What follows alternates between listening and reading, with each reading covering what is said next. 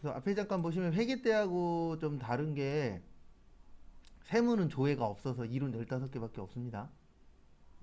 그건 참고하시고 우리 회계 때에는 요 밑에 칸이 더 있었잖아요. 왜냐면 그 당시에는 조회가 있었어서. 나머지는 똑같은데 이제 가장 큰 차이점 중에 하나는 90분, 60분이죠. 그래도 90분이니까 시간이 아주 부족하지는 않을 건데 그래도 어쨌든 되도록이면 3시 그 1시간 10분 전후에는 아는 건 다 푸셔야 돼요. 왜냐면 이제 그 시간 이후부터 이제 한 명, 두 명씩 나가잖아요. 세무 같은 경우에는 회계하고 좀 다른 게 회계 같은 경우에는 남아있는 사람이 많은 반이 있고 적은 반이 있고 좀 왔다 갔다 하는데 세무는 거의 다 나가요. 예, 나가도 됩니다. 그러면은 거의 반 이상은 나간다라고 보시면 돼요. 어떤 거요? 10분 전이요? 아, 그 전에? 그러니까 10분 전만 얘기해 달라고? 그런 거는 일단 초반에 시작하실 때 이야기하시면 거기에 맞춰서 또 100%는 아니어도 어느 정도는 맞춰줄 거예요. 그러니까 그런 거 있으시면 꼭 이야기하시고. 왜냐면 어쨌든 감독관이 그 뭐냐 시험 보시는 분 편하게 해드리려고 하는 거니까. 그래서 거기 1번 보시면 매도 가능 증권 처분 손익을 구하면 얼마인가. 그래서 일단 7월 5일 거부터 보시면은요. 차변에 매도 가능 증권 500, 그 다음에 대변에 아무것도 없으니까 그냥 현금으로 보도록 하겠습니다. 그 다음에 12월 31일 평가에서 이익 100만원 나왔죠? 그러면 매도 가능 증권 100만원, 이익 얼마요? 100만원. 그 다음에 100주를 주당 얼마에 파셨어요? 예, 3,000원에 처분했다. 근데 문제는 뭐냐면 요 당시에는 6,000원으로 바뀌었죠. 한 주당 600 됐으니까. 그러면 600에 그 6,000원에 100주면은 얼마가 되는 거세요? 매도 가능 증권이 60만 원이 되는 거예요. 얼마요? 60. 근데 3,000원에 팔았으니까 현찰로는 얼마만 받는 거예요? 30. 그 다음에 여기에서 키포인트는 얘예요. 이게 100만 원이 1000주에 대한 거죠. 맞죠? 근데 우린 지금 몇 주만 팔았죠? 100주만 팔았죠? 그러면 100주면은 얼마예요? 매도 가능 증권 평가 이익이 10만 원이에요. 얼마라고요? 10만 원. 그 다음에 나머지는 손해본 겁니다. 그래서 매도 가능 증권 처분 손실 얼마요? 20만 원. 그래서 정답은 4번인데 이거 원래 분개 안 하고 풀어도 돼요. 어떻게 푸냐면 거기 처음하고 끝에 보라 그랬잖아요. 5,000원짜리 얼마에 팔았다? 3,000원. 그럼 얼마 손해요? 2,000원. 몇 주요? 100주. 그래서 정답 몇 번이요? 4번. 원래는 이렇게 푸는 거예요. 근데 이렇게 풀 줄 알면 이게 가장 좋기는 해요. 왜냐면 이렇게 풀 줄 알면 분계도 맞출 수 있으니까. 근데 원래 이론만 가리키는 시험은 이렇게 나오면 처음하고 끝에만 보라 그래요. 그래서 5,000원짜리 얼마에 팔았다? 3,000원에. 그래서 얼마 손해다?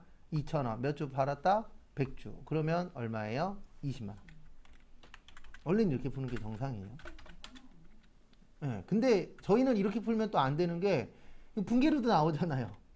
예. 그러니까 이론만 있는 시험하고 분계하고 같이 보는 시험하고 가리키는 방식이 달라요. 왜냐면 이론만 있는 시험은 분계 사람들 되게 못해요. 예. 왜냐면 거기 이제 답 맞추는 거를 많이 알려드리니까. 그 다음에 2번 수익인식 우리 위탁 판매는 수탁자가 뭐 했을 때요? 판매했을 때. 그래서 정답은 1번 인도한 시점이 아닙니다. 누가 팔았을 때요? 수탁자가 팔았을 때. 그 다음에 수강료는 배운 적은 없는데 강의 기간에 걸쳐 수익으로 인식하도록 되어 있습니다. 그래서 원래 강의 기간 남아있는 상태에서 환불한다 그러면 환불 받을 수 있어요. 법적으로는. 그래서 좀 다툼이 있긴 있는데 법에 그렇게 되어 있긴 합니다. 그래서 만약에 내가 2달치 10만 원에 끌었어. 그러면 한 달 남겨놓고 안 했어. 그러면 환불 요청하면 원래 한 달치도 받을 수는 있는데 좀 골치 아파요. 학원 입장에서는 안 해주려고 하고. 그리고 이렇게 사기치는 데들도 많아요. 한 번에 했을 때는 뭐 30만 원을 받았어 만약에. 그리고 환불할 때에는 한 과목씩 가요. 정상가로 가요. 그런 경우들도 있어요 없어요? 있어요. 그래서 뭐 헬스장 같은 경우도 길게 끊으면은 뭐 해주죠? 할인해주죠. 예. 근데 또 그 환불해달라 그럴 때는 정상가에서 까버리기 때문에 환불하면 얼마 안 남아요. 예. 그 다음에 3번 할부 판매는 판매 시점 맞습니다. 광고는 진행률인데 배운 적은 없죠. 예. 그래서 정답은 몇 번이요? 1번. 그 다음에 또 변경 나왔죠. 그래서 우리 변경에는 두 가지가 있다 그랬습니다. 정책의 변경하고 뭐의 변경이요? 추정의 변경. 그래서 정책의 변경은 어떤 법이고 소급법이고 누구는 아니에요. 감가는 제외. 그 다음에 추정은 감가나 대손. 그 다음에 전진법. 그래서 1번 매기 동일한 회계정책 또는 추정을 사용하면 비교 가능성이 증대되어 재무제표의 유용성이 향상된다. 그래서 웬만하면 바꾸래요? 바꾸지 말래요? 바꾸지 말래요. 그래서 동일한 방법으로 하라고 되어 있습니다. 그 다음에 구분하기 힘들 경우에는 추정의 변경으로 한다 그랬죠? 왜 그러냐면 정책의 변경은 예전 것까지 신경 써야 되는 거고 추정의 변경은 올해 거부터 신경 쓰는 거잖아요. 그래서 편한 걸로 하는 겁니다. 무조건. 그 다음에 정답은 3번이세요. 회계정책의 변경을 소급하여 적용하는 경우에는 변경의 효과를 당해 회계연도 개시일부터 뭐한다? 적용한다. 근데 왜 3번이냐면 우리 소급이라는 건 옛날 것도 뭐 하는 거예요? 바꾸는 거예요. 그래서 여기에 있는 건 전진법이에요. 전진법은 올해부터 쓰는 거고 그 다음에 소급법은 옛날 것까지 뭐 하는 거예요? 바꾸는 겁니다. 그래서 뉴스나 아니면은 인터넷 신문 보시다 보면은 이제 또 조만간 얘기가 나올 건데 소상공인 분들이 있으시죠? 그분들이 지금 요구하는 건 두 개예요. 하나는 이제 지원금 많이 달라. 그 다음에 또 하나는 소급 적용해 달라. 이 소급 적용이 무서운 거예요. 왜냐하면 우리가 코로나 거의 2년 더 하긴 했는데 그냥 2년으로 자를게요. 그러면 2년치까지 다 달란 얘기예요. 예전에 2년치까지. 네. 그러면 딴 게 문제가 아니고 이거 금액이 어마무시하죠. 맞죠? 그래서 1,000만 원이 문제가 아니라 만약에 소급 적용한다 그러면은 몇 천만 원씩은 받아야 될 거예요. 큰 데들은 몇 억씩 받아야 되고. 근데 뭐 그건 이제 위에 분들이 알아서 할 일이고. 그래서 소급 그러면 언제 것까지 건드리는 거예요? 예전 것까지. 그래서 5년 소급이다. 그러면 5년 전까지. 그래서 저도 5년 소급 되는 거 하나 알아요. 건강보험 안 내다 걸리면 5년 소급 받아요. 네? 아니요. 그러니까 만약에 오래 걸리면 5년 전 거까지 계산해 갖고 만약에 그 사람들이 5년 전 거까지 조사해 봤더니 6년 동안 안 냈어. 그럼 5년치만 내는 거예요. 이게 법에 다 몇 년 거까지 인정을 한다가 다 정해져 있어요. 왜냐면 무조건 걸렸다 그래서 옛날 것까지 다 끄집어낼 수는 없잖아요. 그래서 그 소멸시효 기간이라는 게 있는데 일반적으로 건강보험은 5년으로 보고 있더라고요. 그래도 5년치면 어마무시합니다. 그렇죠.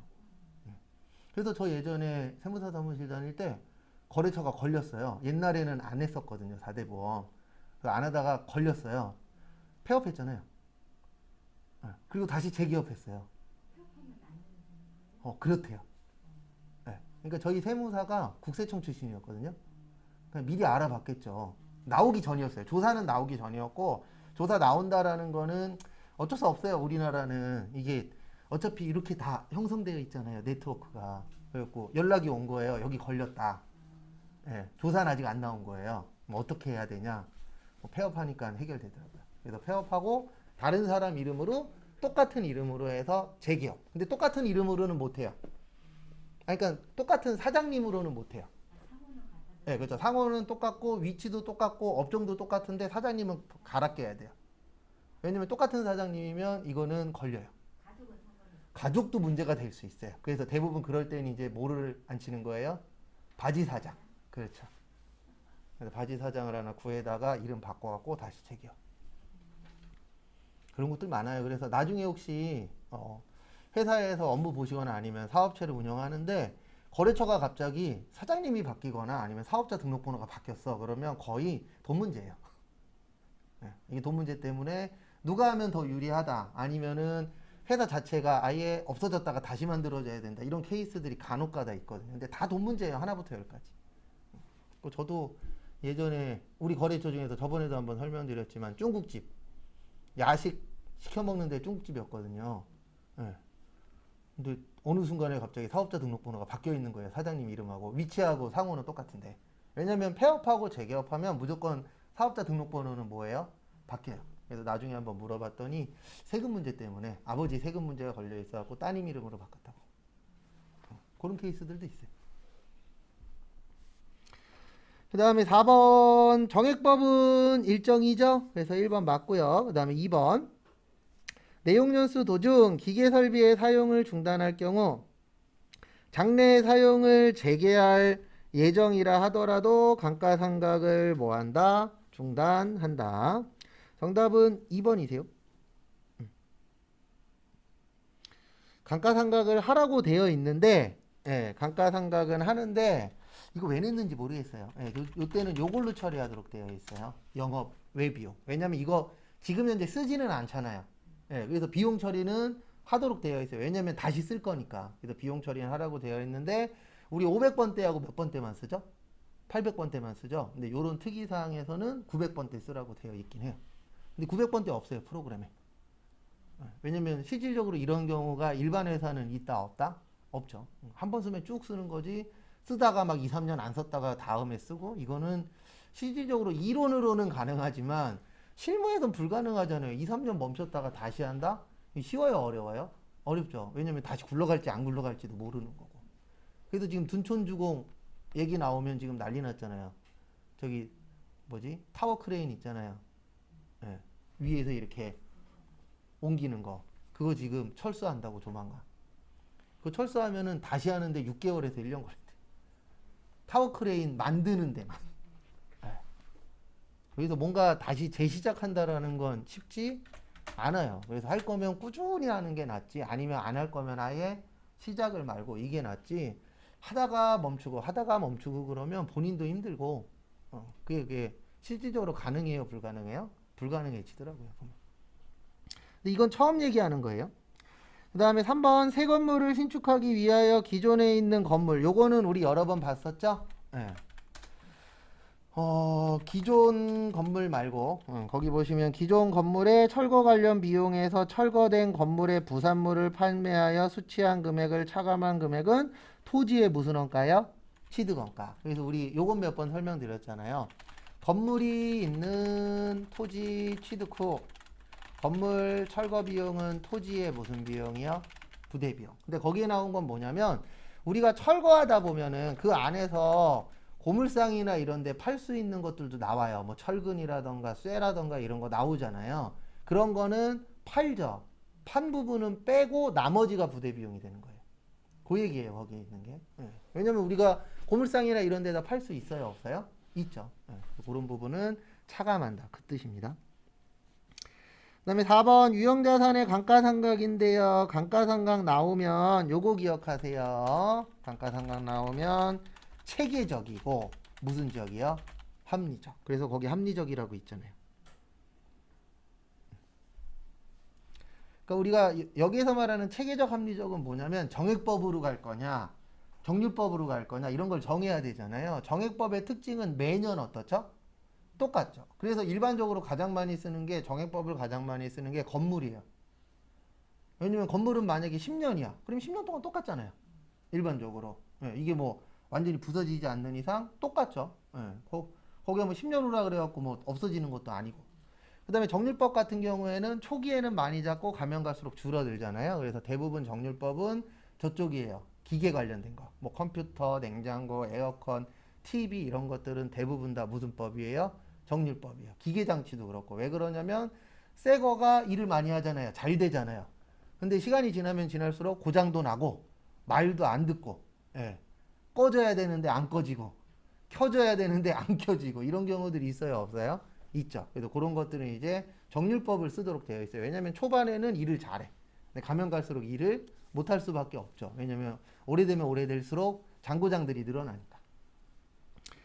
그래서 정답은 2번입니다. 그 다음에 5번 요 유형은 잘 나오죠. 5번 유형.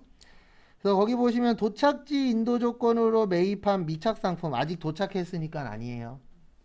그 다음에 구매자가 매입 의사를 표시한 시송품 요것도 팔렸으니까 아니에요. 그 다음에 제3자에게 판매하기 전 아직 안 팔았으니까 우리 거죠. 그 다음에 담보로 제공한 저당 상품 참고로 아직 담보라는 건 현재예요 미래예요? 미래죠. 예, 내가 잘못하면 이거 갖고 뭐 하겠다 팔아서 갚겠다가 담보잖아요. 그러면 아직 이거는 예, 판 건 아니죠. 그 사람한테 준 건 아니죠. 그래서 요것도 재고자산이 되는 겁니다. 그래서 정답은 900이에요. 근데 요게 좀 헷갈릴 수 있어요. 마지막에 있는 거 담보. 예, 담보는 아직 확정된 거 아니잖아요. 우리가 주택담보대출 뭐예요? 대출 받은 거 못 갚으면 뭐 하겠다?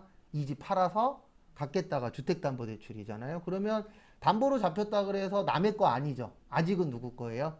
내 거예요. 라고 보시면 됩니다. 그래서 정답은 3번. 근데 이거 내신 분이 제가 봤을 때는 공부는 많이 하신 분 같아요. 네, 공부는 많이 하셨는데 우리한테 치면은 쓰잘데기 없는 공부를 많이 하신 분. 네. 왜냐면 저희 시험에서는 이렇게 자주 내진 않잖아요. 네. 그래서 좀 쉽게 나온 것들도 있는데 좀 복잡하게 나온 것들도 몇 개 있어서 근데 대부분 요 정도 수준으로 내요. 그러니까 한 3개 정도 풀만하고 한두 개 정도 애매하고 그렇게 보시면 얼추 맞아요. 그 다음에 6번 저기에다가 밑줄 치세요. 직접 노무 시간 기준. 그래서 40만원 무슨 배부요? 과대.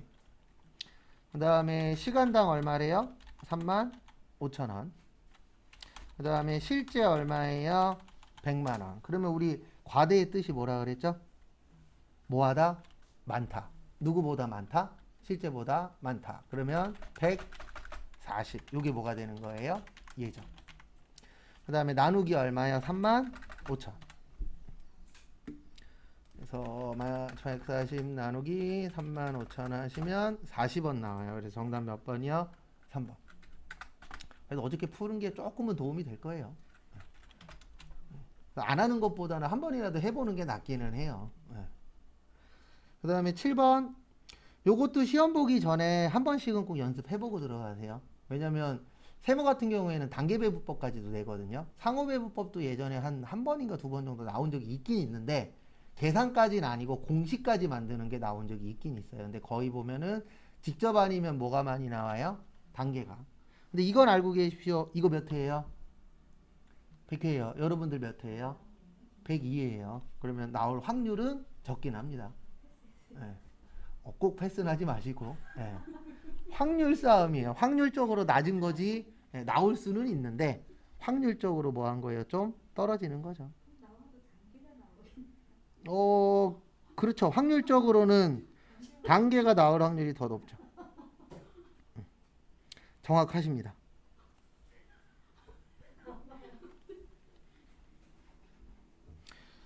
그래서 거기 보시면 이거 무슨 배분법이에요?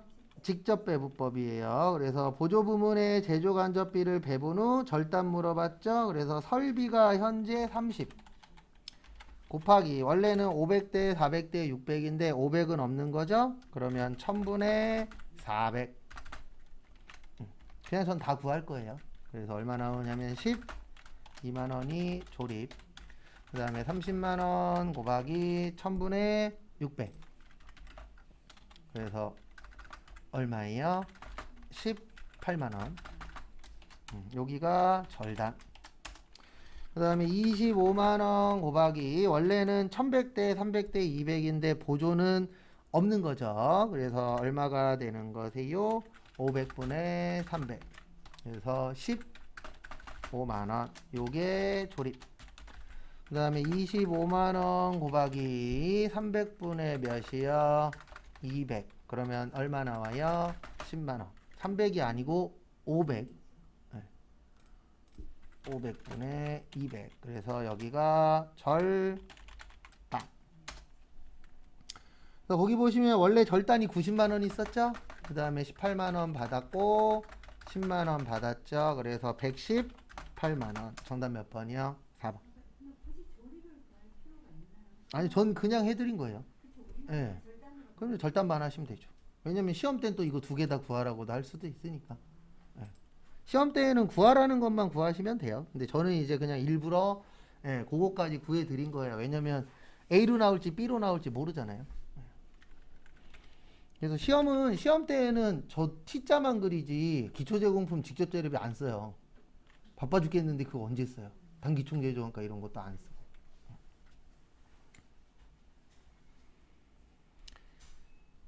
그 다음에 8번 총 나왔죠?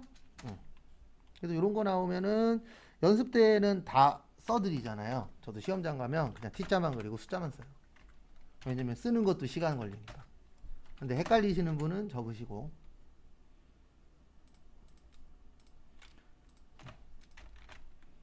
그래서 제 시험 버전으로 보여드리면 제공품이죠.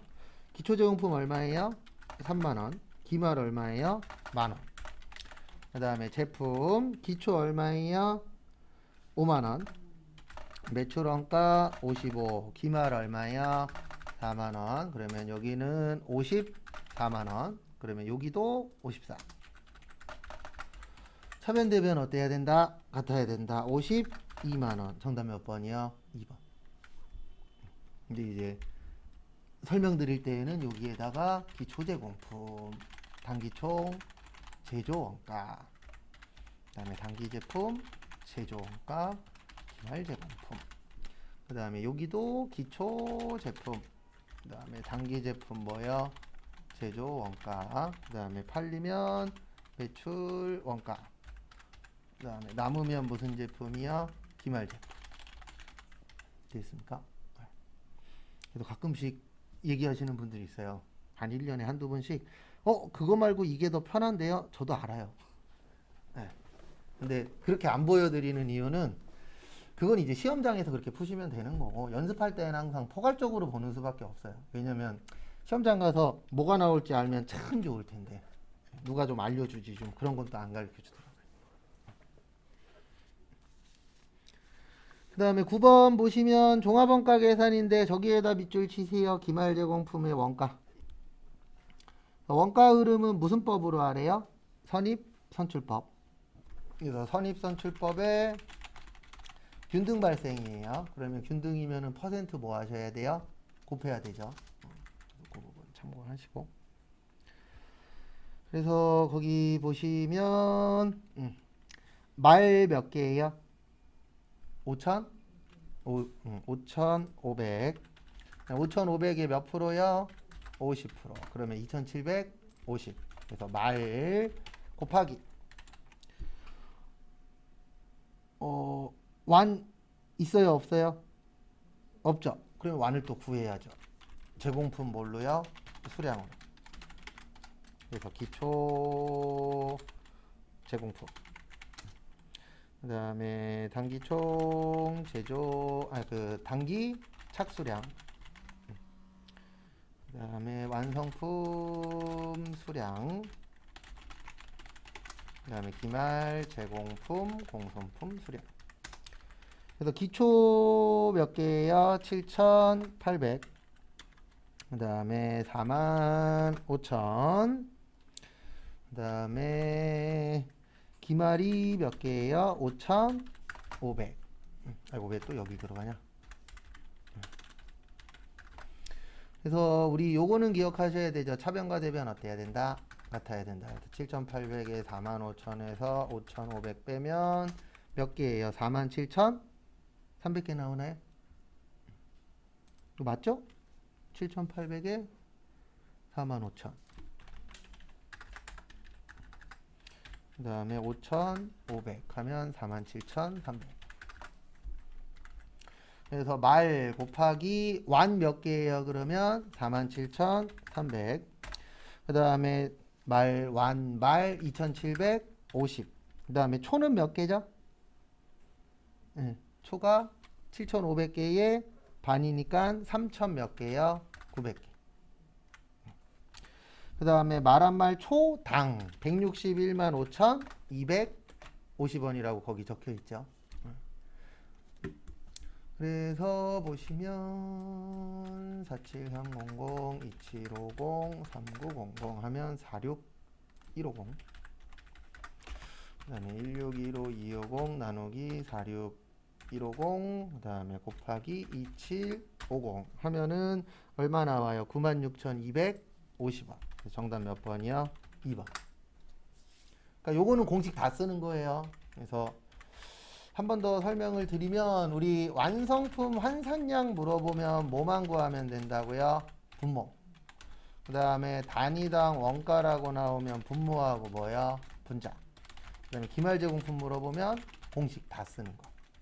그래서 지금은 기말제공품 물어봤잖아요. 그래서 공식을 다 활용하셔야 됩니다.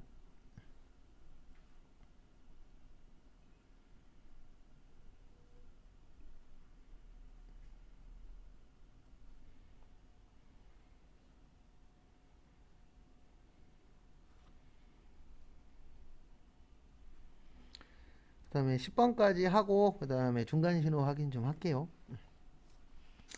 그래서 거기 보시면 다음 중 원가 계산에 대한 설명으로 가장 틀린 것은 종합원가서는 제조지시서 아니죠. 그 다음에 개별 원가 계산은 작업별로 원가 계산이 이루어지며 제조 직접비와 제조 간접비로 구분 맞고요. 부문별 원가 계산은 직접 재료비를 발생 원천인 부문별로 분류 짓게 하는 게 아니고 부문별 원가 계산은 직접 재료비가 아니라 제조 간접비예요.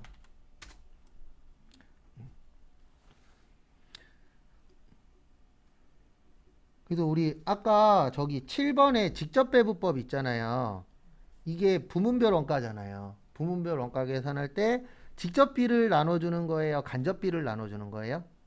간접비를 나눠주는 거죠. 근데 거기는 무슨 비라고 되어 있어요? 직접 재료비. 그래서 직접비 아니고 무슨 비라고요? 간접비예요. 그래서 정답은 3번. 그 다음에 4번 원가 부문은 원가 발생에 대한 책임 단위로 원가를 집계 하기 위한 조직 단위 맞아요. 그래서 부문을 다른 말로 장소라고도 합니다. 그래서 아까 거기 7번에 보시면 설비 부문, 동력 부문 이게 장소잖아요. 설비 장소, 동력 장소 이런 식으로 뭐 하세요? 나누어야 됩니다. 그래서 주의하시고요. 그 다음에 11번 보시면은요.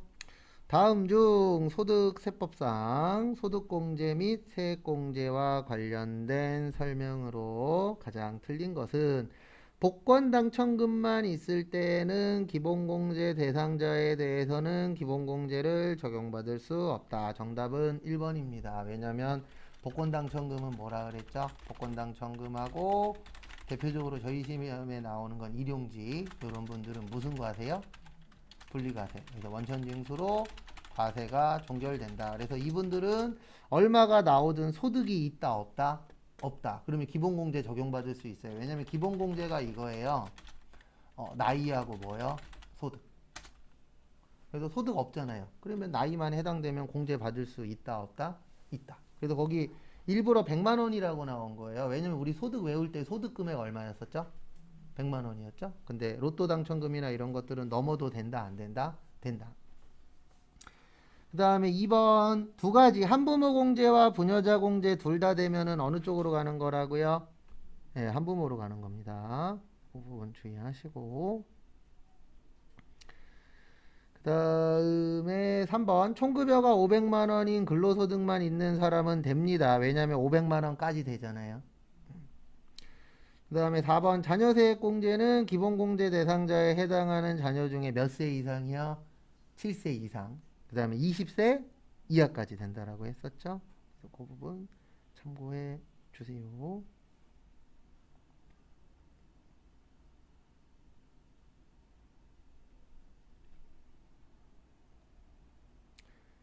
그 다음에 다음 거 또 보시면은요.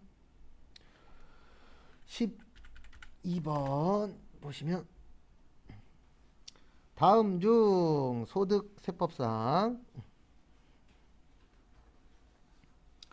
과세표준 확정신고 의무가 있는 자는 누구인가? 그래서 분리과세는 세금 안 냅니다. 그 다음에 정답은 2번이세요. 왜냐면 이거 과세표준 확정신고 나오면 이게 아닌 사람을 찾는 거예요. 하나는 분리과세, 하나는 연말정산. 그래서 거기 보시면 분리과세 이자소득이라고 되어 있죠. 1번에. 그 다음에 거기 근로소득 보이세요? 우리 근로소득은 이거 하잖아요. 뭐예요? 연말정산. 그래서 1번 아니에요.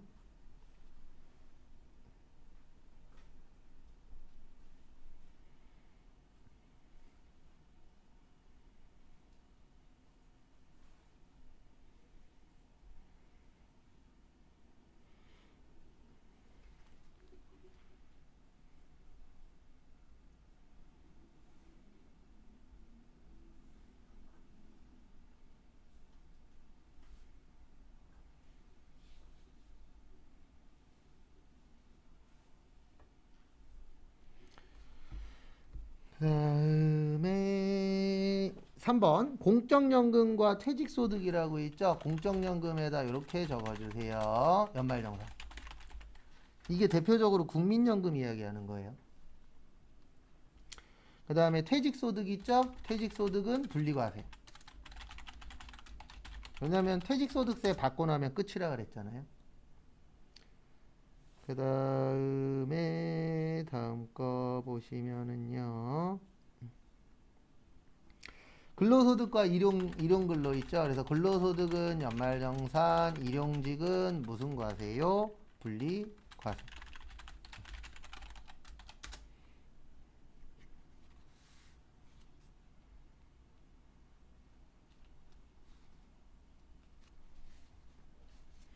그 다음에 13번.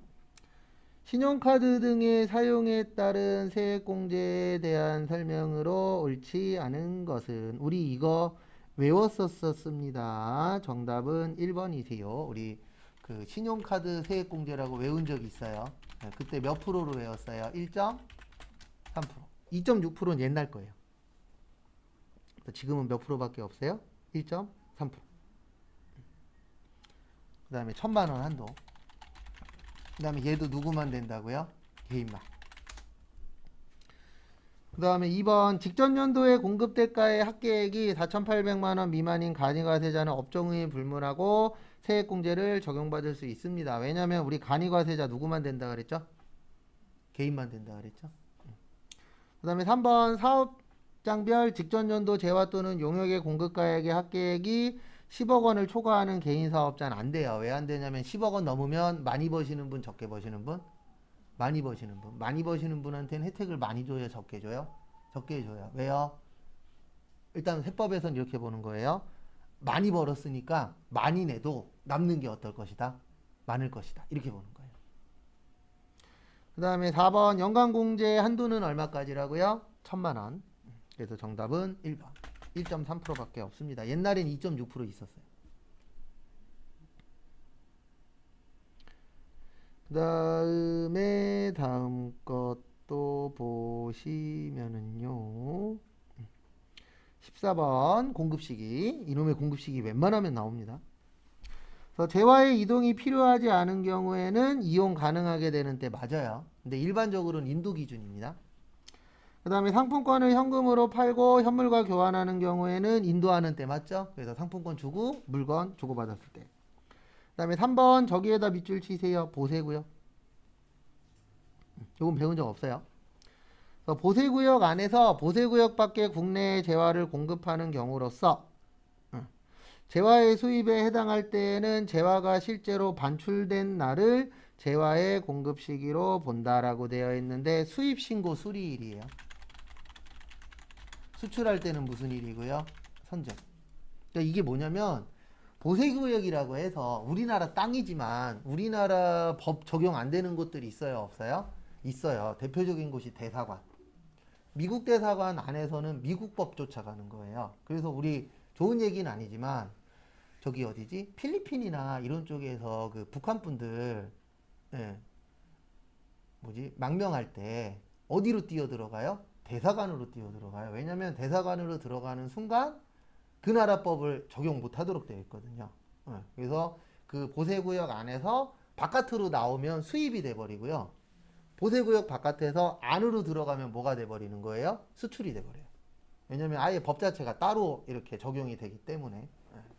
그래서 우리나라 땅이지만 우리나라 법 적용 안 되는 곳이 대표적인 게 보세구역이라 그 뭐냐 대사관이라고 보시면 돼요.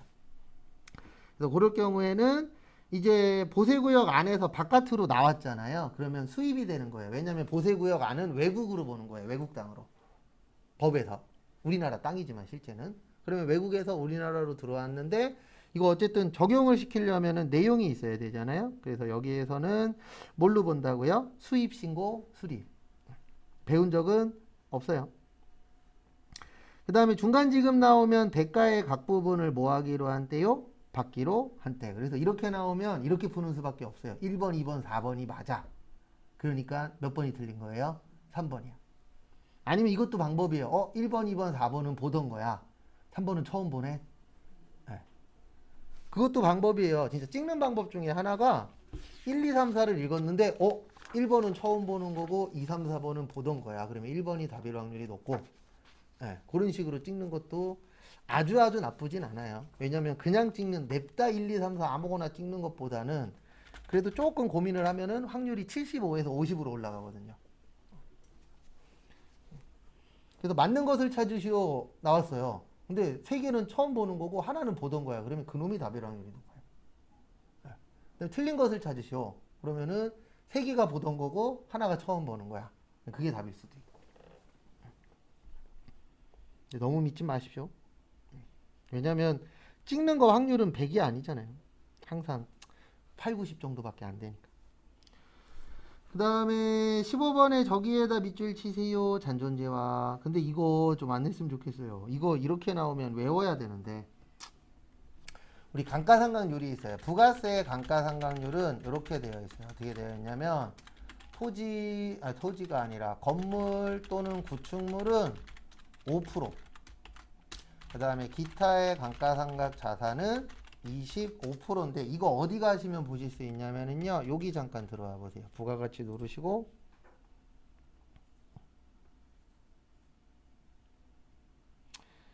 그 다음에 여기 공제받지 못할 눌러주세요.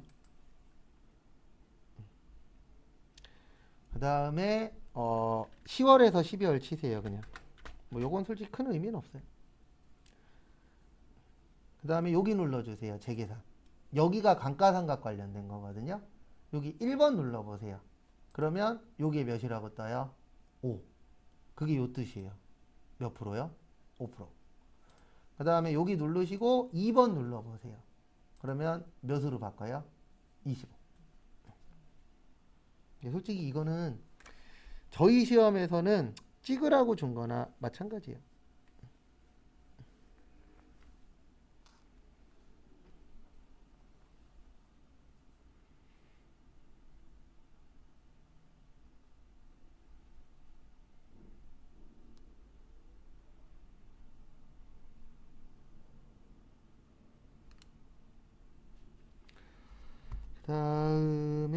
다음 거 보시면은요.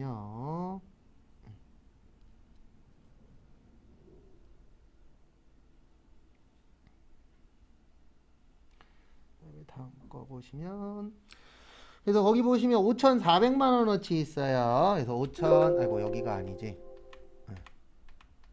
여기에다가 5천 얼마요? 400. 그 다음에 곱하기 거기 보시면 25%씩 이게 6개월에 25%거든요. 그러면 1기 확정했고 그 다음에 몇 기 확정했어요? 2기 확정했겠죠. 몇 기 확정했어요? 2기 확정.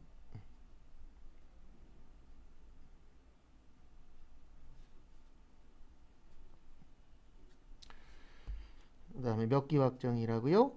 2기 확정. 그래서 2기 확정이니까 요게 6개월당이에요. 몇 개월당이요?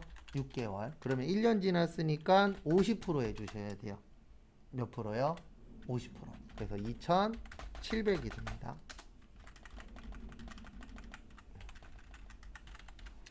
그래서 정답은 몇 번이세요? 3번.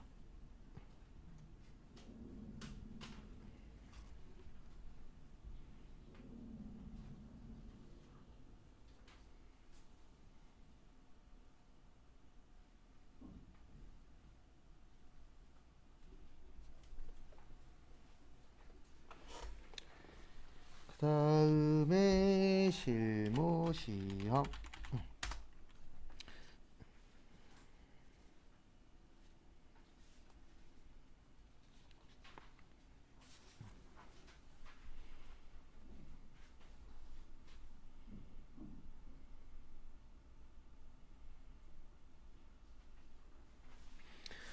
그다음에 실무시험 1번 보시면 출장 갔죠? 근데 거기에다 밑줄 치세요. 이거 처음 나왔는데 거기 지문에 전도금으로 처리하라고 나와 있죠? 그러니까 무조건 있으면 있는 걸로 가는 거예요. 전도금이 없으면 가지급금입니다. 항상 1순위는 지문, 그 다음에 2순위가 저희 공부할 때 쓰는 거예요. 그래서 1월 15일 전도금으로 얼마 줬어요? 60. 근데 이분 가셔서 38만 원 썼죠? 우리 가서 쓰는 거 뭐였어요? 여비, 교통비 38만 원.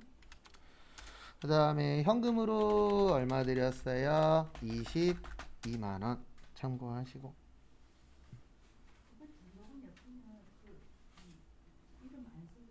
거기 지문에 적어놨어요. 거래처 입력은 뭐 한다?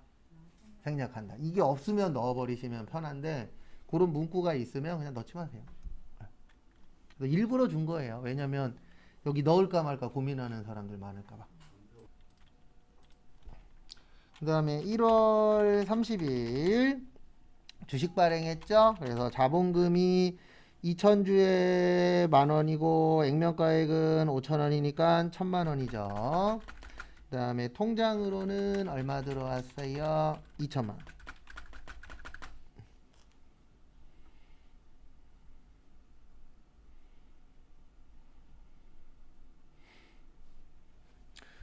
그 다음에 대변에 주식 발행 초과금 얼마, 그 주식 할인 발행 차금 얼마 있었죠? 380 있었죠. 그 다음에 주식 발행 초과금 얼마예요? 620.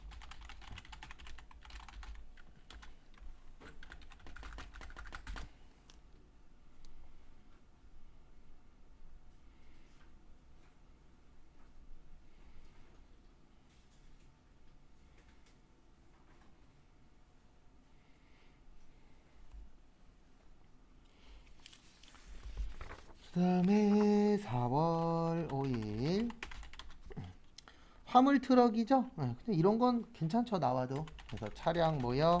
운반구 146만원. 현금으로 얼마 드렸어요? 146만원.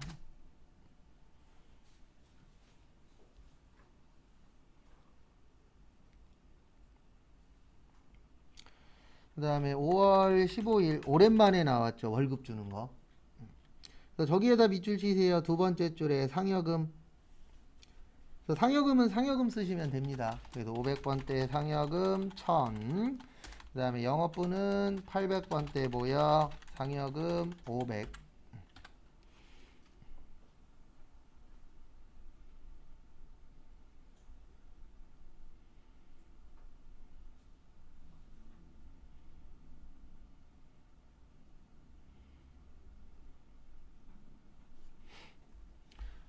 그 다음에 대변에 세금 띈 거 우리 뭐라 그러죠? 예수금. 어디 보시라고요? 공제 보세요. 그래서 89만원. 그 다음에 나머지 무슨 예금으로 드렸죠? 보통 예금 1411만원.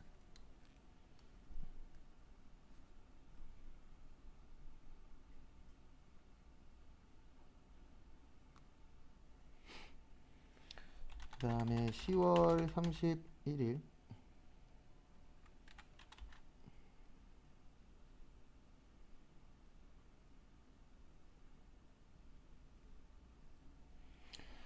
다음에 10월 31일 사채 나왔죠. 그래서 100만원의 사채를 96만원에 할인 발행했습니다. 근데 이거 맞추시려면 요거 기억하셔야 돼요. 우리 유가증권에 주식하고 뭐 있었죠? 사채를 발행하거나 뭐 할 때요? 처분할 때 비용 쓰면 안 돼. 이익 나면 이익에서 빼.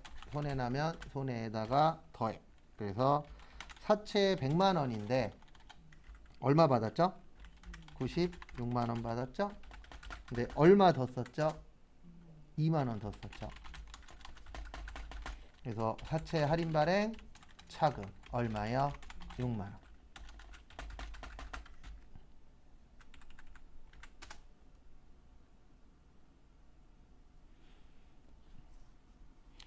근데 요 문제도 그렇게 잘 내는 유형은 아니에요. 왜냐면 똑같은 문제가 주식으로는 많은데, 예.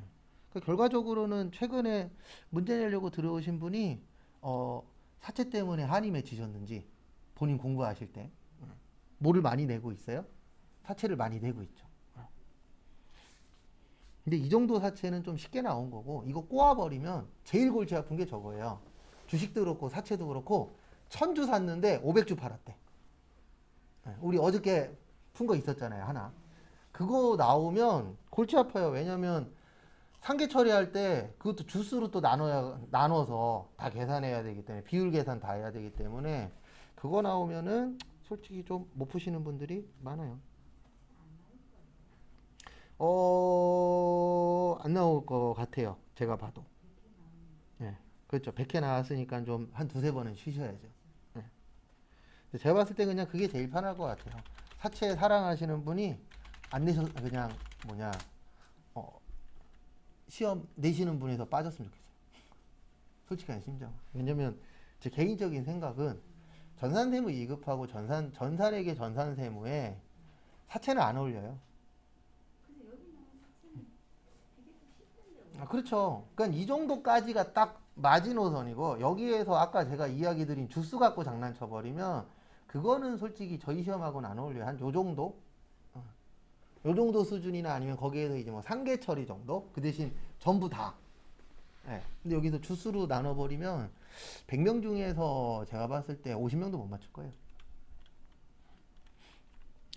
그다음에 문제 2번 보시면 메인 매출 전표 7월 3일. 저도 이제 사채 안 한 지 하도 오래돼갖고 기억나려면 몇 개는 풀어봐야 기억나긴 하겠더라고요. 저기에다 밑줄 치세요. 거래처 선물. 거래처 선물이니까 뭐예요? 불공이에요. 그래서 불공이고 서울 백화점 역. 차변에 800번대 접대비. 왜 800번대예요? 영업부 거래처. 그 다음에 330. 그 다음에 50은 현금 드렸대요. 나머지는 통장에서 나갔죠. 무슨 예금이요? 보통 예금 280.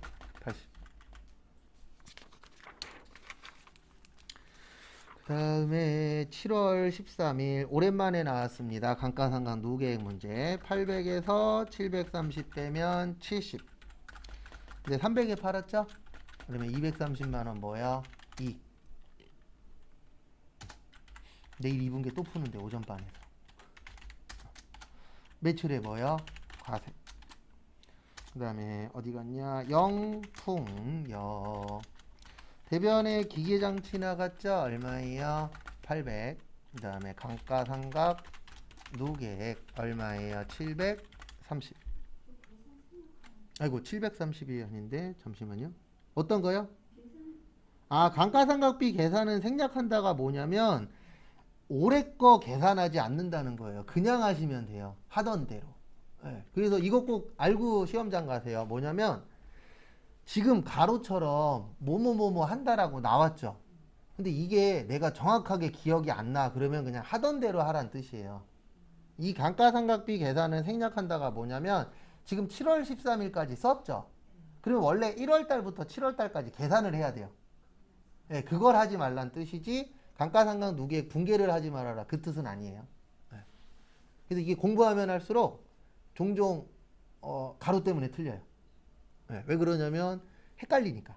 그래서 감가상각비 그 계산은 생략한다의 뜻은 올해 거 계산하지 않아도 된다예요. 그 다음에 차변에 미수금 얼마야? 330. 그 다음에 세금 30. 차변과 대변 어때야 된다? 같아야 된다. 유형자산 보여? 처분. 얼마예요? 230. 그 다음에 8월 24일. 저기에다가, 저거 안 했구나. 7월 20일. 그래서 7월 20일 보시면 임대했죠? 그래서 매입에 과세. 그 다음에 거래처는 1001. 전자는요. 사무실이니까 몇 번대요? 800번대, 임차료 500. 그 다음에 건물관리비라고 되어 있죠. 건물관리비 치면 있어요, 없어요? 있어요. 그래서 웬만하면 저희 시험의 특징 중에 하나가 잘 안 내던 거나 처음 내는 거는 지문에다 꼭 힌트를 줘요. 그래서 그걸 먼저 쳐보세요. 그래서 거기 건물관리비라고 있어요, 없어요? 있죠. 요거 치면 나와요. 800번대. 그래서 800번대 건물관리비 얼마예요? 80. 그 다음에 세금 얼마예요? 58만원. 그리고 제가 요거는 하나만 좀 보여드릴게요. 대변의 미지급금 638만원. 원래 이거 품목 두 개죠. 그럼 원래 복수거래로 넣어야 돼요. 원래는. 근데 복수거래로 안 넣어도 맞게는 해줬어요. 여기 보시면 메인 매출 전표 가셔서 7월 며칠이요? 20일. 그래서 원래는 매입 과세에 여기에다가 요걸 눌러야 돼요. 복수거래. 그래서 밑에다가 임차료 500에 50.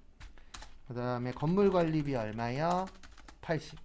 원래는 이렇게 넣어야 되는데 여기에서는 지금 저기 뭐냐 복수거래로 넣으란 말이 있어요, 없어요? 없죠. 그래서 그냥 여기 위에다가 이렇게 넣어도 맞게 해줬어요. 임차료 해놓고 580. 상관없어요. 원래는 복수거래로 넣는 게 맞아요. 그래서 둘 다 맞게 해줬어요. 복수거래도 맞고 그냥 하나로 해서 580으로 넣은 것도 맞게 해줬습니다. 근데 그 이유 중에 하나가 지문에 빠졌어요. 무슨 거래가요? 복수거래가. 그래서 시험 볼 때 실수해 주시는 것도 좋아요. 근데 우리가 실수하는 게 아니고 그분들이.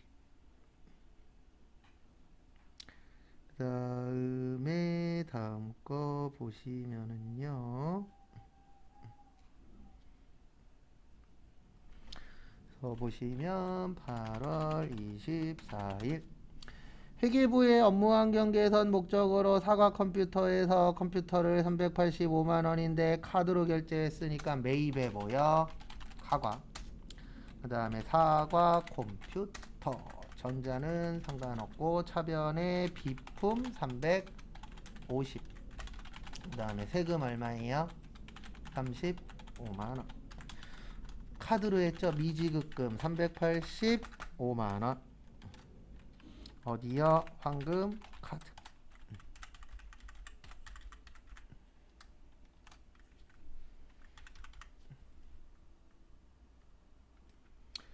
그 다음에 8월 28일 현금 영수증도 아니고 아무것도 아니죠. 우리 아무것도 아닌 거 뭐라고 하세요? 네, 건별이라 그러죠. 그래서 매출의 건별 김정희. 그 다음에 거래처 입력은 뭐 하래요? 생략. 써도 상관은 없는데 생략이라 그러면 안 써도 돼요. 그래서 제품 매출 50. 그 다음에 세금 얼마예요? 5만원.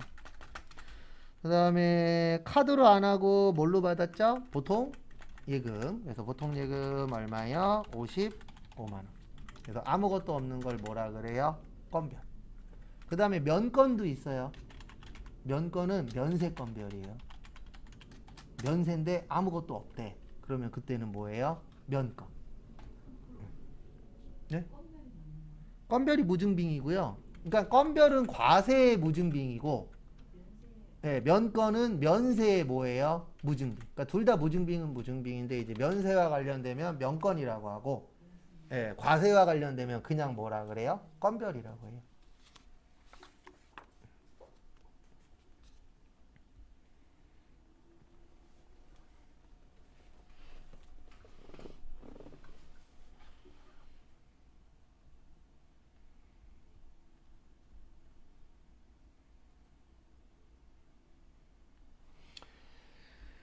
그 다음에 문제 3번 부가가치세 보시면은요.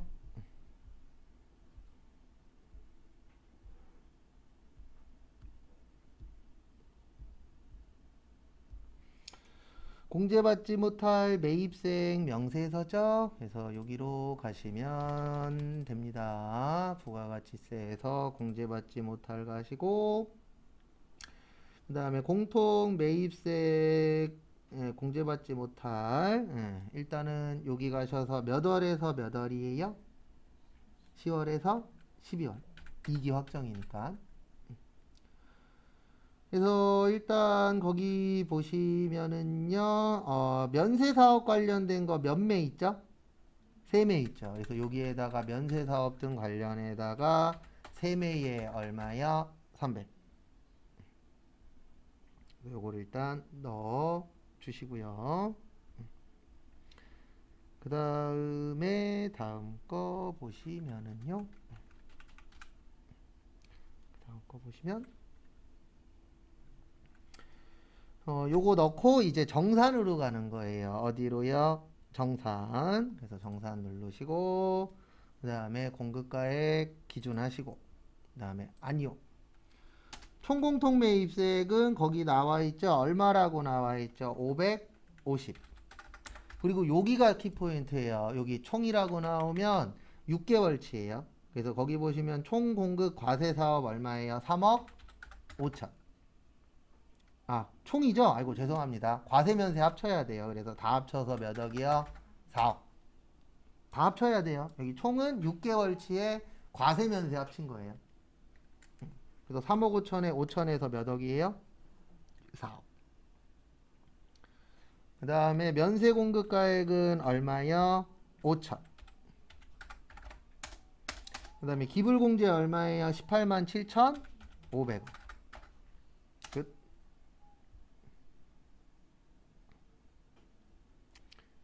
그래서 마무리 하시고요.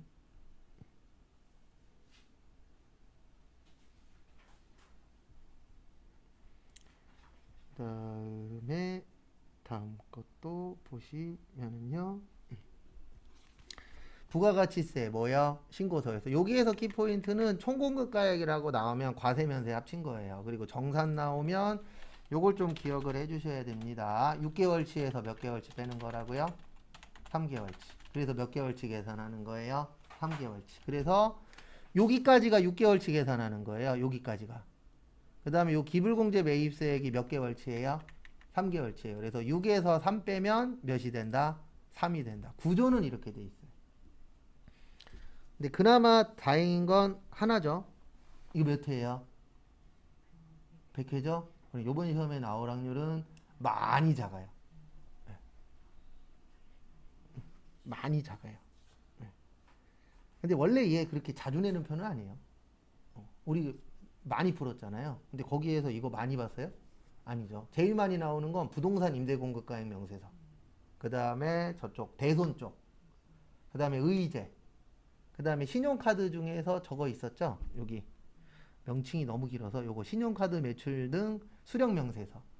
네, 요것도 은근 잘 나와요. 그러니까 제일 많이 나오는 건 요거랑 그 다음에 여기 대손, 그 다음에 부동산, 그 다음에 의제. 요 네 개가 제일 많이 나오긴 해요. 그래서 시험 때 제일 좋은 건 그냥 많이 나오던 게 나오는 게 가장 어때요? 무난해요. 근데 타이밍상으로는 부가가치세 쪽은 아주 나쁘진 않을 것 같아요. 보시면. 그 다음에 2번 다음 자료를 토대로 2021년 확정 신고 기간에 부가가치세 신고서를 뭐 하시오? 작성하시오. 그래서 보시면은요.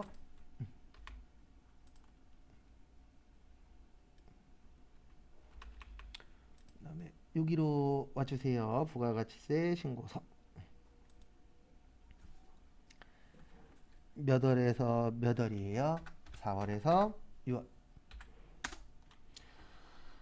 그 다음에 매출 자료부터 보도록 하겠습니다. 그래서 매출 자료 보시면 매출의 과세가 2억 8천에 2,800이 있습니다. 근데 여기에서 조심하셔야 되는 게 종이로 발행했죠? 종이로 발행하면 무슨 세 내셔야 돼요? 가산세 내셔야 돼요. 몇 프로요? 1%.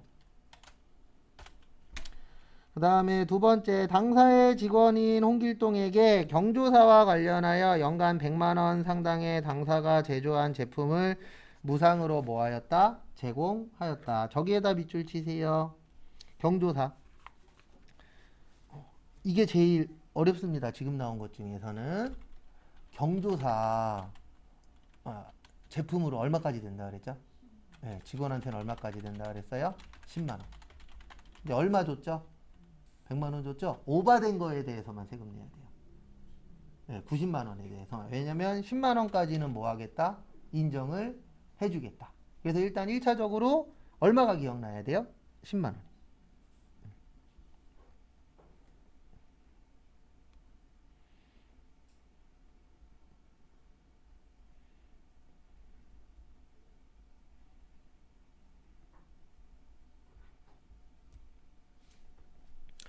그 다음에 저기 대손 176만 원인데 마이너스 얼마로만 넣어야 돼요?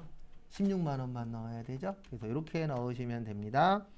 일단 1번에다가 2억 8천에 얼마요? 2,800. 그래서 입력은 이렇게 해주시면 될 것 같습니다. 일단 여기 2억 8천에 2,800. 그 다음에 가산세 넣으러 갈게요. 가산세는 여기에다 넣으세요. 미발급에다가. 왜냐면 최근 정답이 대부분 다 미발급 쪽에 나오고 있어요. 근데 요 위에다 넣어도 맞아요. 답은 둘 중에 하나입니다. 그래서 지원발급에다 넣어도 맞고 미발급에다 넣어도 맞는데 요것만 조심하시면 돼요. 여기에다가 5천 쳐도 되거든요.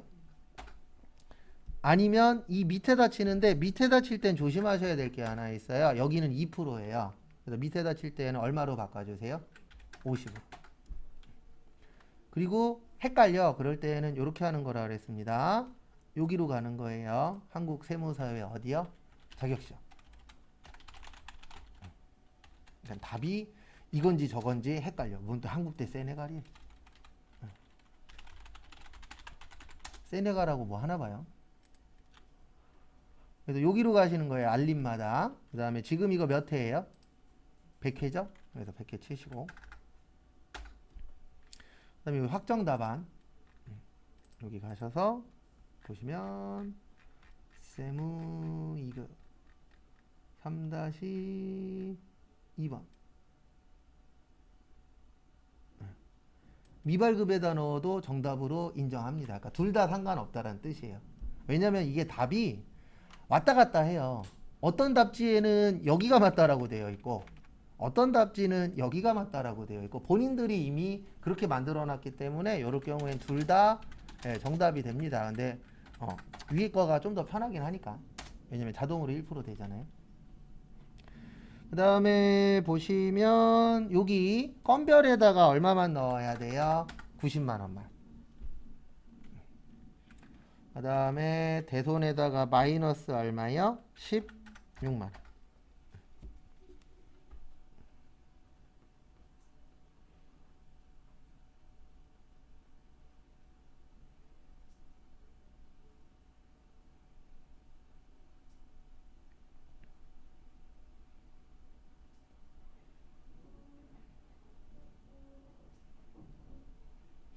그 다음에 다음 것도 보도록 하겠습니다.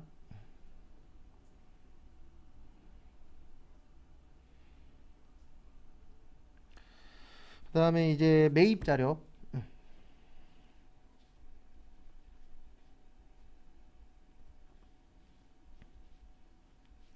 그거 보시면 어디 갔냐? 됐고. 수취한 매입세금 계산서는 얼마래요? 1억 2천. 근데 내용은 아래와 같다. 그래서 거기 보시면은 매입의 과세의 고정이 1,500짜리가 있고요. 그 다음에 거래처 접대니까 매입의 불공의 일반이 얼마 있어요? 300짜리 있죠? 그래서 결론은 매입과세의 일반은 1800 빼니까 얼마가 되는 거예요? 1억 200이 되죠. 됐습니까? 입력은 이렇게 해주시면 됩니다. 여기 일단 가셔서 11번에다가 1500이 얼마요? 150. 왜 11번이냐면 자동차잖아요. 그럼 유형자산은 고정자산 쪽에다가 넣어주시면 될 것 같고요. 그 다음에 두 번째 거 보시면은요. 저기 거래처 접대 그러면 여기 10번에다가 10번에다 포함해야 되는구나. 그래서 1500만 빼니까 1억 얼마예요? 500에 1050 치고 한 번 더 쳐야 돼요. 50번 가서 300에 얼마예요? 30. 이렇게 한 번 더 넣어 주시고요. 그 다음에 이제 마지막으로 기타 자료 보시면 신용카드 매출전표 발급분 매출 330만 원이 누락됐죠? 그러면 여기에다 넣는 겁니다. 34번. 왜냐면 카드잖아요. 예, 여기에다 얼마에 얼마요? 300에 30. 근데 문제는 무슨 세 구하셔야 돼요? 가산세. 몇 개요? 가산세 몇 개? 2개. 왜냐면 세금 계산서 아니잖아요. 그래서 첫 번째로 신고불성실, 그 다음에 두 번째로 납부지역. 그래서 신고불성실은 30만 원 곱하기 10% 곱하기 25%. 왜냐면 3개월 안에 신고하면은 75% 깎아준다 그랬잖아요. 그래서 얼마 나오냐면은 7,500원. 그 다음에 밑에 거는 안 구하셔도 돼요. 왜냐면 날짜로 나왔잖아요. 날짜로 나오면 날짜 넣으면 됩니다. 그래서 이렇게 하시는 거예요. 여기 가셔서 여기 과소초과환급 가셔갖고 30만 원에 아까 7,500원. 그리고 여기 납부지연은 이렇게 하시면 됩니다. 30 치고 2021년 4월 25일에서 2021년 7월 며칠이요? 24일. 확인. 자동으로 뜨죠? 네, 퍼센트 안 맞아요. 퍼센트는 신경 쓰지 마시고, 지금은. 네. 퍼센트 안 맞아요. 왜냐면 이때는 2.5고, 네, 지금은 2.2잖아요. 바뀌어갖고. 그래서 지금은 그냥 하는 방식 위주로만. 그래서 옛날 거 풀 때는 주의하셔야 되는 게 안 맞아요. 그러니까 금액보다는 위치라던가, 요런 식으로 넣는 거거나, 이거에 초점을 잡으셔야 돼요. 어쩔 수가 없어요. 왜냐면 매년 바뀌니까. 그래서 계산하면 금액 안 맞아요. 그 다음에 전자신고세액공제 만약에 나오면 어떻게 하세요?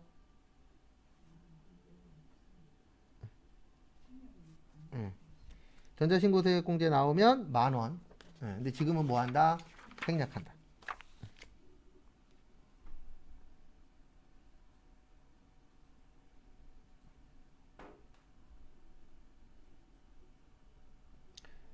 다음에 다음 거 보시면은요.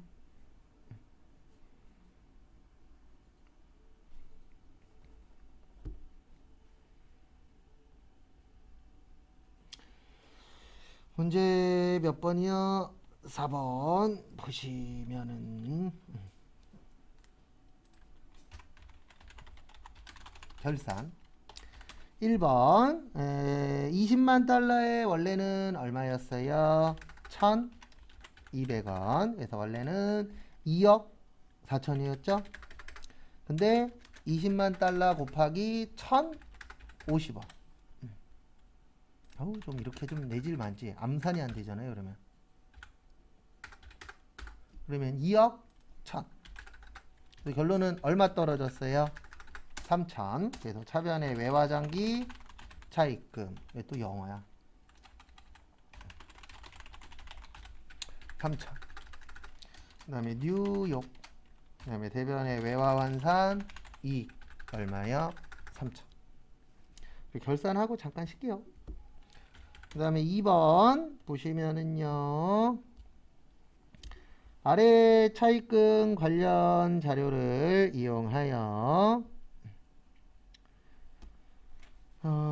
이자 비용에 대한 회계 처리를 하시오. 단 이자 비용은 만기 일시 상환 조건이며 무슨 상각하래요? 월할 상각. 그래서 2억 곱하기 2.4% 곱하기 12분의 9. 왜냐면 몇 월 달부터예요? 잠시만요. 12분의 9. 왜냐면 4월 달부터잖아요. 그래서 2억 곱하기 2.4 나누기 12 곱하기 9 하면 360. 아이고. 근데 거기 보시면 이자를 줘야 되죠. 주는 이자. 이자 비용. 근데 주긴 줄 건데 지금 줄 거예요? 나중에 줄 거예요? 나중에. 줬다 안 줬다? 안 줬다. 미지급 비용.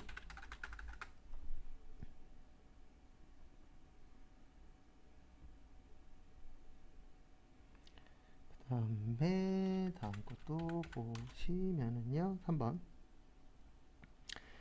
영업부가 11월에 구입한 소모품 200만원 중 결산일까지 미사용한 소모품은 150만원이다.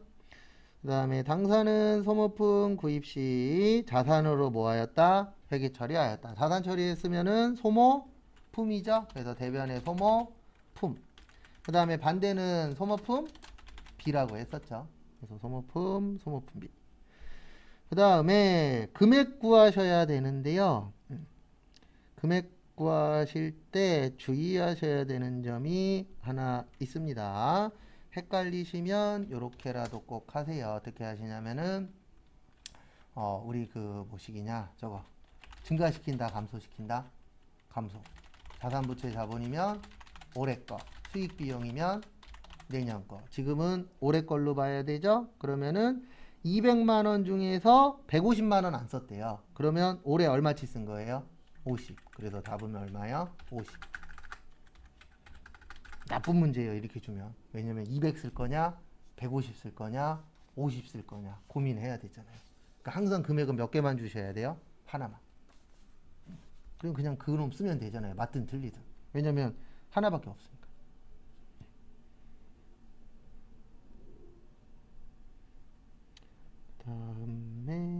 다음 거 보시면은요. 4번. 4번하고 5번은 자동이죠. 근데 요 정도 자동은 괜찮은 것 같아요. 왜냐면 이거는 우리 할 줄 아니까. 그래서 1월에서 몇 월이에요? 12월. 그 다음에 여기 공장 가셔서 3200에 1800이니까 1400. 그 다음에 800번대 가셔서 1800에 700이니까 1100. 그러면 4번 끝. 그 다음에 5번은 밑으로 쭉 내리셔서 여기 선납세금 얼마 있어요? 600 있죠? 근데 왜 600이냐면 거기 지문에 써 있어요. 530에 70에서 얼마예요? 600. 그러면 1650에서 600 빼면 얼마 모자르죠? 1050. 그 다음에 마지막에 무슨 추가? 네, 전표 추가. 끝. 되셨죠? 그다음에 잠깐만 쉬었다가 5시 10분에 우리 뒤에 거 볼게요. 그 다음에 원천징수 보시면 거기 보시면 생산직이죠. 네, 생산직 나오면 주의하셔야 되는 게 대표적으로 여기 잠시만 보세요. 생산직 나오면 사원 등록할 때 지금 문제는 사원 등록은 아니지만 사원 등록 나오면은요 요거 조심하셔야 돼요. 여기 연장근로 있죠. 사원 등록이 만약에 나오면 그때는 이제 생산직일 때는 요 10번 라인 있죠. 요거 조심하시고 그 다음에 급여자료 입력일 때는 요건 밑에다 써 있으니까 조심하실 필요는 없는데 수당공제 보면 요 밑에 나와 있죠. 야간근로수당은 생산직만 되는 겁니다. 비과세는. 그래서 거기 보시면 다음은 생산직 근로자인 김아름과 김가연의 3월분 급여 내역이다. 아래의 자료를 이용하여 수당공제 등록 및 급여자료 입력을 작성하시오. 단 수당공제 등록에 불러온 자료는 무시하라고 되어 있으시죠? 그래서 이렇게 하시면 됩니다. 기본급 여, 상여 부, 직책 부, 월차 부, 식대는 아까 뭐라 그랬어요? 네, 여. 거기 밑에 보시면 당사는 현물 식사 제공하지 않는다. 그 다음에 자가운전 보조금 본인 명의의 차량을 업무 목적으로 쓰고 있고 돈 안 받으니까 여. 그 다음에 야간근로수당은 비과세로 처리한다. 여. 그 다음에 자격수당 있죠. 자격수당은 회사가 주는 건데 요거는 뭐예요? 과세예요. 그래서 자격수당. 그 다음에 오랜만에 공제 나왔습니다. 여기 공제 누르시고 사내대출금 원리금 상환액이라고 있으시죠? 그래서 여기 제일 밑에다가 사내대출금 원리금 뭐야? 상환액. 그 다음에 거기 보시면 당사는 직원을 대상으로 최저금리로 사내대출을 해주고 있고 공제소득 유형은 뭐예요? 대출. 그래서 항상 헷갈릴 때는 F2. 그래서 이렇게 해서 만들어 주셔야 돼요. 공제는 되게 오랜만에 나온 거예요. 대부분 우리 여기만 넣었었죠. 무슨 등록만 넣었었어요? 수당 등록만. 근데 지금처럼 공제 나오면 공제 넣어주시기 바랍니다. 그 다음에 다음 거 보시면은요. 이제 나오시고 몇 월이에요? 이거 3월. 그 다음에 31일.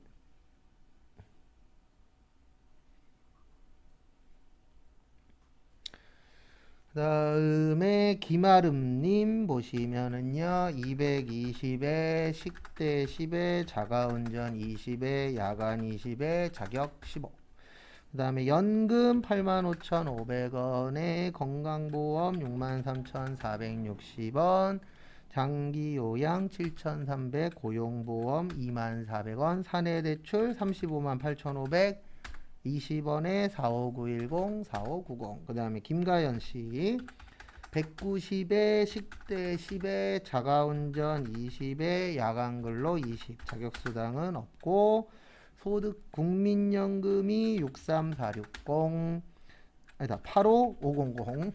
그 다음에 건강보험이 63460. 그 다음에 장기가 7310 고용이 15,200원 사내대출금 없고 그 다음에 17,000에 맞죠? 입력은 그렇게 어렵진 않죠. 근데 요거는 좀 잘 보긴 해야 돼요. 위치가 서로 달라서. 제가 아빠가 한 실수인데요. 네. 금액까지 다 입력을 했는데 네. 나중에 보니까 사내 대출을 제가 안 넣은 거예요. 네. 그걸 추가로 넣으려고. 그럴 때는 여기 수당공제 가셔서 네. 여기 공제 등록 있잖아요. 요 밑에다 다시 치면 돼요. 그냥. 네. 그래서 하다가 네. 빠졌네. 그러면 이렇게 하시면 되고 그 다음에 요거 조심하셔야 돼요. 뭐 조심하셔야 되냐면 만약에 사내대출금 원리금 상환액이 오타가 났어. 그러면 지금 이 상태에서 삭제가 안 돼요. 금액이 있어서. 그래서 오타가 났을 경우에는 다시 가서 여기 금액을 없애주셔야 돼요. 그리고 다시 들어가서 삭제하면 삭제가 돼요. 그 금액이 있으면 절대 삭제가 안 돼요. 그래서 잘못 쳤을 때는 내가 나중에 알게 됐어. 그럴 수도 있잖아요. 그러면 금액을 삭제하고 여기 와서 삭제하셔야 돼요. 먼저 삭제하면은 금액이 있다라고 떠요. 그런 부분 주의하시고. 그리고 10대 같은 경우는 네. 주로 비과세인데 가끔 그 과세로 나오는 경우가 있잖아요. 네, 있죠. 여태까지 저는 이렇게 과세를 입력을 했는데 네.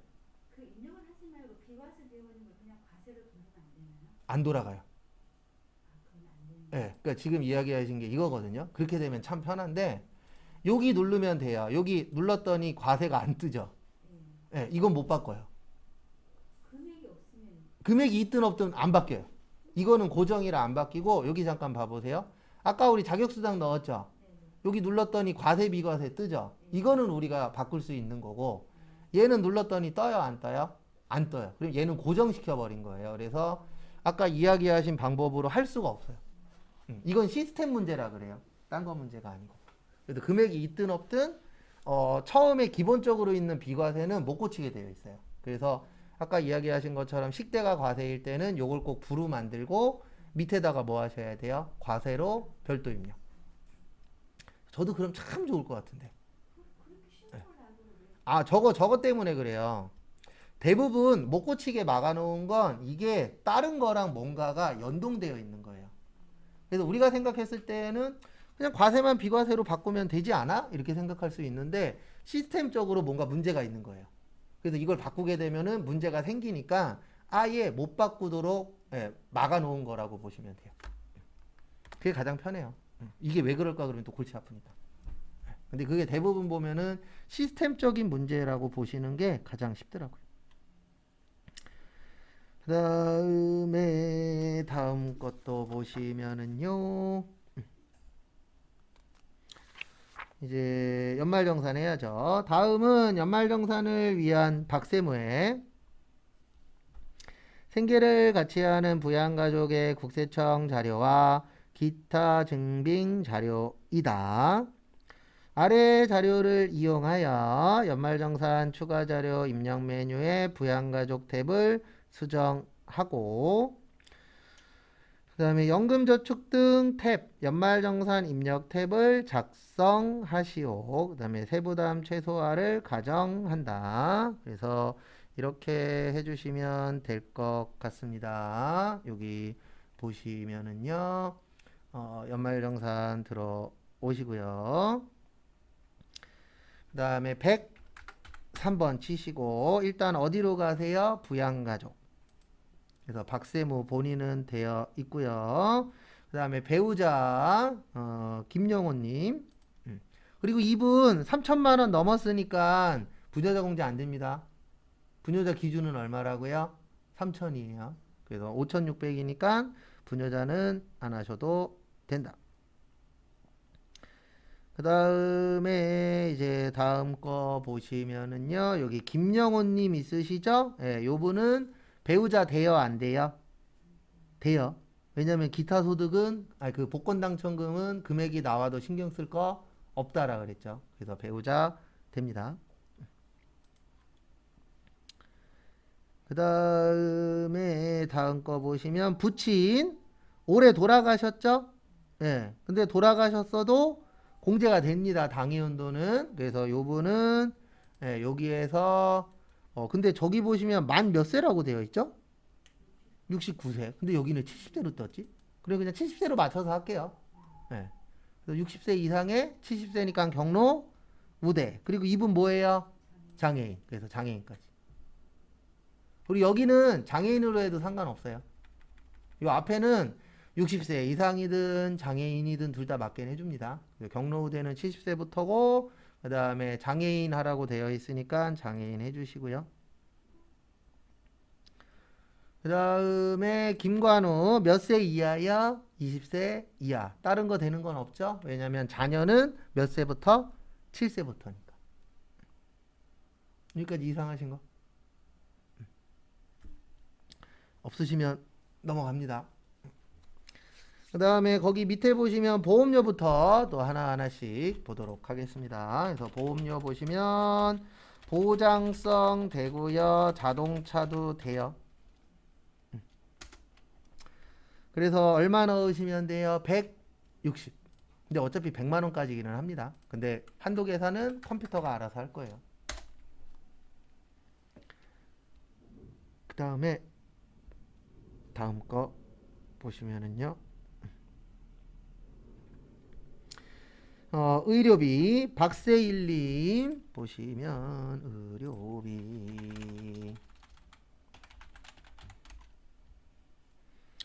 의료비 보시면은요. 박세일님 질병 치료 목적 병원비 얼마 있죠? 700 있죠? 그래서 박세무 신용카드인데 해외 의료비 120만 원 포함되어 있죠? 해외는 뭐만 된다? 네, 해외는 뭐만 돼요? 교육비만 돼요. 그래서 120만 원은 빼셔야 됩니다. 그래서 얼마만 돼요? 580만. 그래서 여기 부양가족에서 여기 가셔서 이게 이제 옛날 버전이다 보니까 이렇게 뜨는데 시험 때에는 여기에서 넣어 주셔야 돼요. 근데 옛날 버전이니까 그냥 여기에다 넣을게요. 의료비에다가. 의료비에 박세일이니까 부친이니까 여기 65세 이상자에다가 얼마만 넣으시라고요? 580. 그 다음에 김용호 안 돼요. 왜 안 돼요? 무슨 목적? 미용 목적. 의료 목적이 아니기 때문에 안 됩니다. 그래서 그 부분은 참고를 해 주시고요. 그 다음에 다음 것도 보시면은요. 교육비, 영유아 보호법에 따른 어린이집 수업료 되고 급식비가 포함되어 있지 않죠. 예, 그러면 뭐에서 입력을 해 주셔야 되세요? 포함해서 입력을 해 주셔야 됩니다. 그래서 어디로 오세요? 예, 교육비. 그래서 교육비 오셔서 미취학 아동이죠. 취학전 아동. 그래서 취학전 아동에다가 90에 20해서 얼마요? 110만 원. 그 다음에 저기 보시면 재활교육을 위한 사회복지시설 특수교육비라고 되어 있는데 우리 부모님 교육비는 뭐만 된다 그랬어요? 예, 장애인이라는 문구가 붙어야 돼요. 근데 거기 장애인이라고는 안 되어 있죠. 그래서 된다 안 된다? 잠시만요. 이거 장애인 재활이죠? 예, 그럼 되는 겁니다. 그래서 장애인 특수교육비에 얼마요? 360. 그 다음에 기부금 가셔서 예, 종교단체에다 넣으시면 되죠? 그래서 종교단체에 얼마 넣으세요? 500. 아이고, 또 5,000원이야. 500 넣으시고. 그 다음에 거기 신용카드 등 사용액 보시면은요. 일단 박세무님 본인 명의 신용카드 2,920 중에서 좀 이렇게 좀 안 냈으면 좋겠는데 이놈의 신용카드. 일단 대중교통 얼마예요? 80. 그 다음에 부친 병원비 되죠? 그 다음에 배우자의 자동차 안 돼요. 피부과 병원비는 돼요. 왜냐면 의료비는 이중공제 된다 그랬잖아요. 그래서 두 가지 다 예, 미용 목적인데 의료비는 안 되는데 예, 여기는 되는 거예요. 여기는 지금 뭐예요? 신용카드죠? 그래서 미용 목적은 안 되지만 카드는 가능합니다. 그래서 이렇게 계산해 주시면 되세요. 거기 카드가 2,920이죠? 그러면 여기에서 일단 얼마 빼요? 80은 빼요. 그 다음에 자동차도 빼야 돼요. 그래서 얼마 빼야 돼요? 100만 원. 그래서 얼마예요? 2,740. 왜냐면 부친하고 저거는 된다 그랬잖아요. 피부과는. 네, 그래서 신용카드에다가 2,700 얼마요? 40. 70.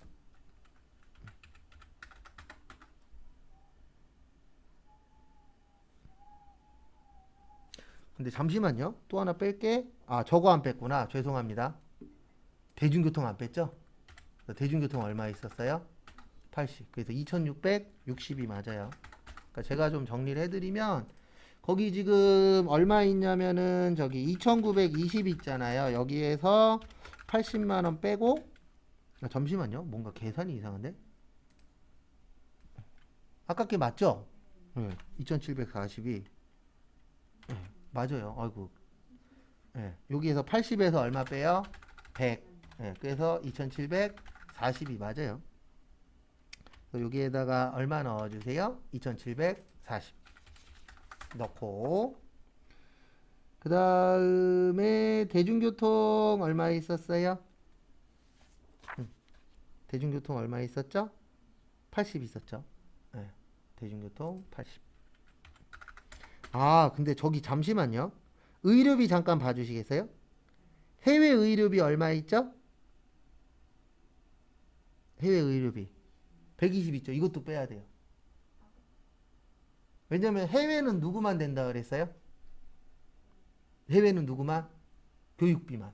예. 그러면 해외에서 쓴 거는 신용카드도 된다, 안 된다? 안 된다. 그래서 요게 맞아요. 2,620. 그래서 여기에서 120 더 빼셔야 되는데 요 120은 이렇게 내면 이거 못 찾을 건데. 요 120은 이거예요. 외국 의료비. 그래서 외국에서 쓴 거는 뭐만 가능하다? 교육비만. 그래서 요것도 인정이 안 됩니다.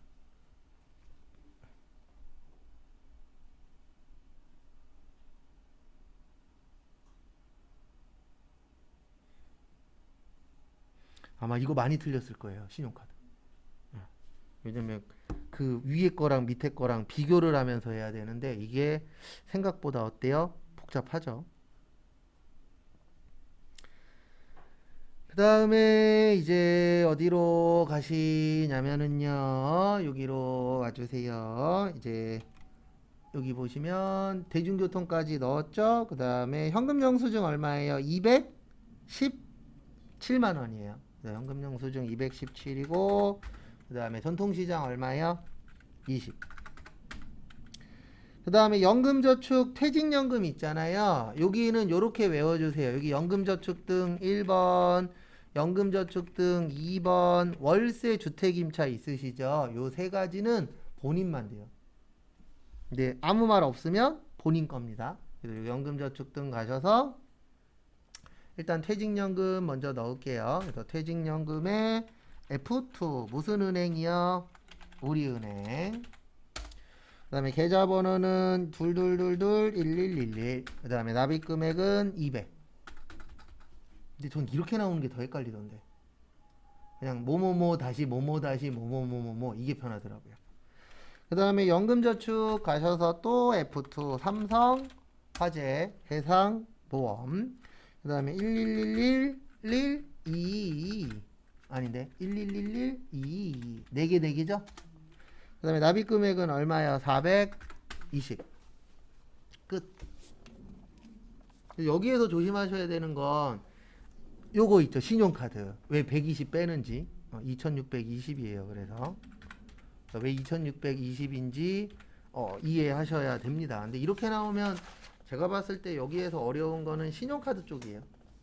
그리고 외국에서 쓴 건 뭐만 된다? 교육비만. 뭐만요? 교육비만. 그래서 마무리하세요. 조금 남긴 했는데 뭐 딴 거 하기가 애매모호해서 개인 정비하세요. 그래서 개인적으로 궁금하신 거 질문하시고 그럼 이제 거기에 맞춰서 답을 해드리도록 하겠습니다.